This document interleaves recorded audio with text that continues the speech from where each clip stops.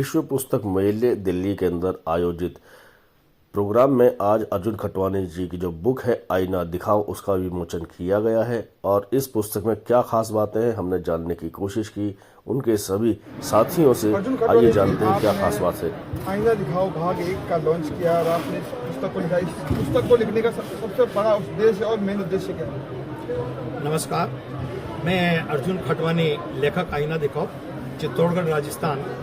आज बहुत ही हर्ष की बात है कि मेरे द्वारा लिखी गई पुस्तक आईना दिखाओ, जो कि जिसका मुख्य उद्देश्य यह है कि आज की युवा पीढ़ी और जो ये युग चल रहा है मोबाइलीकरण का, उसमें जहां एक तरह से मैं सोचता हूं कि शायद पुस्तकों का दौर खत्म हो चुका है, लेकिन ऐसा नहीं है।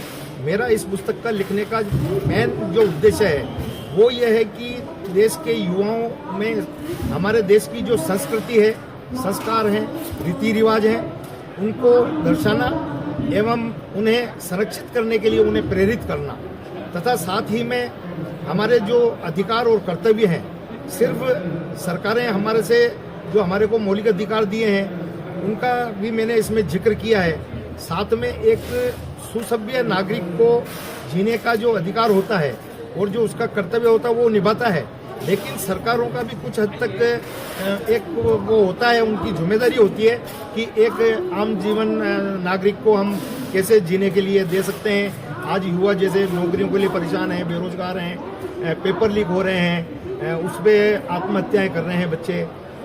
एजुकेशन को लेके देखो तो बेरोजगारी बढ़ी हुई है चारों तरफ। मेरा इसका लिखने का मेन मोटिवेशन यही है कि बच्चे जो युवक हैं वो पढ़ाई किस तरह से करें, किस तरह से सफलता अर्जित कर सकते हैं, उसको लेके मैंने इसमें ये लिखा। और देश के जो ज्वलंत मुद्दे हैं, चाहे पेपर लीक हुए, कोरोना काल में हुआ जो मजदूरों के साथ अन्याय, उसको भी मैंने दर्शाया है। इसके अतिरिक्त और भी कई चीज़ें हैं जो हम सरकारों से अपेक्षा रखते हैं, उसमें वो मैंने ये कोशिश की है कि देश के ज्वलंत मुद्दों को भी इसमें लिखा जाए और आम जन तक पहुंचाया जाए, ताकि नागरिकों एवं सभी को अपना अधिकार का पता चल सके। आपने जो ये बुक लिखी है, इस बुक को लिखने का और इस पर जो मेन शीर्षक देने का वो ख्याल कहाँ से आया? ये ख्याल सर मेरे को इसलिए आया आईना दिखाओ, चूँकि मैं स्टूडेंट लाइफ से वाद विवाद का डिबेट का विद्यार्थी रहा हूँ एवं मैंने सेकेंड ईयर TDC तक मैं पढ़ा हूँ, 13वीं तक 1977 में मैंने की है। और जब मैंने आईना दिखाओ मेरे दिमाग में इसलिए आया कि मैंने 2014 में जब मैं मोबाइल नहीं चला जानता था तो बच्चों से मैंने मोबाइल सीखा कि भाई मोबाइल कैसे चलाते हैं। उसमें मैंने एक मेरा डायलॉग लिखा था सूट बूट की सरकार और झूठ मूठ को लेके, और उसमें मैंने उस 2014 के बाद जब गुजरात के चुनाव थे, चूँकि आप मेरे से परिचित भी हैं, मैं एक कांग्रेस का कार्यकर्ता भी रह चुका हूँ, और उसको लेके मैंने घेरने की हिसाब से बीजेपी को वो मैंने लिखा था सूट बूट की सरकार और झूठ मूठ की।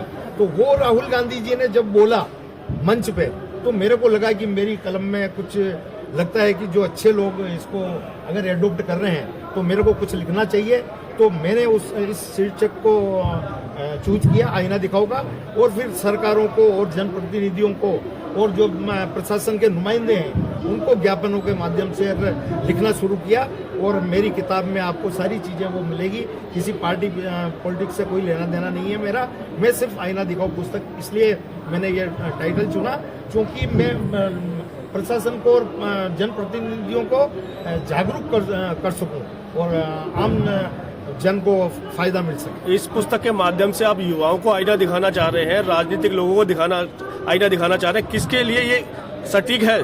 मैं ये आईना युवाओं के लिए भी है और प्रशासन के लिए भी है और जनप्रतिनिधियों के लिए भी है, क्योंकि इसमें ओनली मोटिवेशनल के अलावा जो अपने कर्तव्य और अधिकारों के साथ भी इसमें जागरूक किया गया है वो भी प्रेरणादायक। इसमें मैंने मोटिवेशनल वो अपने डायलॉग लिखे हैं। तो ये आईना सिर्फ हर आम आदमी से लगाकर और स्टूडेंट के लिए तो विशेष इसलिए है क्योंकि इसमें युवा पीढ़ी को जो हमने संस्कार और संस्कृति देने की बात कही है वो इसमें मैंने बरकरार हर पेज पे आपको वो इसमें मिलेगा।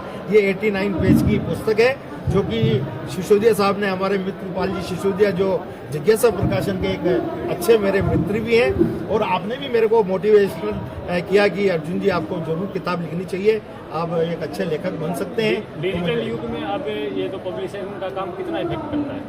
मेरा ये मानना है कि बिल्कुल, आप चूंकि चौथा स्तंभ है मीडिया से, तो मैं आपको ये बताना चाहूँगा कि आज मोबाइलीकरण युग जरूर है और बच्चों को शिक्षा भी मिलती है, इसमें कोई दो राय की बात नहीं है, लेकिन कुछ उसमें ऐसा है जो साहित्य से मिल सकता है और किताबों से जो मिल सकता है, वो मेरा ये मानना है कि वो मोबाइल से कभी विद्यार्थियों को या बच्चों को ज्ञान नहीं प्राप्त हो सकता। क्योंकि इसका प्रमाण मैं आपको बताता हूँ कि आज तक का जो चैनल है, और सुधीर चौधरी जी जो 400 और 500 साल पुरानी पुस्तकें लाकर जो आज हमारे अजमेर की जो हमारे दरगाह का वो ढूंढ के निकाला है, तो वो पुस्तकों की देन है। चाहे राम मंदिर का है तो वो पुस्तकों की देन है। जो आज केंद्र सरकार भी जो काम कर रही है, जो हमारे पत्रकार साथी काम कर रहे हैं पुस्तकों के लिए, उसके लिए भी मैं आप सभी लोगों का धन्यवाद करना चाहूँगा। और पुस्तकों का महत्व तो निश्चित तौर से आने वाले समय में फिर से दौर आने वाला है, यही मैं कहना चाहूँगा। और ये मेरी जो पुस्तक है, इसको अधिक से अधिक आप मंगाएं। मित्रपाल सिसोदिया, डायरेक्टर जिज्ञासा प्रकाशन गाजियाबाद। अर्जुन खटवानी जी की पुस्तक आईना दिखाओ का विमोचन आज हो रहा है, जो पुस्तक हमारे प्रकाशन से प्रकाशित है। और अर्जुन खटवानी जी अनेकों विषयों पर बहुत उम्दा लिखते हैं, बहुत अच्छा लिखते हैं। मैं उन्हें हार्दिक बधाई देता हूं। और आप इस पुस्तक को amazon.in से परचेज कर सकते हैं, जिसका लिंक वीडियोज़ में डाल दिया जाएगा। मैं मीडिया का भी आभारी हूँ जो उन्होंने यहाँ आके कवरेज की, मेरे पब्लिकेशन और इस पुस्तक का विमोचन कराया। आप सभी का बहुत बहुत धन्यवाद और अर्जुन खटवानी जी को बहुत बहुत बधाई। आईना दिखाओ पुस्तक जो कि समाज के प्रत्येक वर्ग को अपने कर्तव्यों एवं अधिकार के साथ साथ संस्कृति और संस्कारों को भी संरक्षित करती है। यह पुस्तक मैंने भी पढ़ी है, आप लोग भी पढ़िए, और इसे अमेज़न से आप मंगा सकते हैं। ये देश के ऊपर लिखी हुई है और इसमें अर्जुन जी खटवानी देश प्रेमी है, समाज सेवी है। आपको बहुत मोटिवेशन मिलेगा इस किताब में। बहुत बहुत धन्यवाद।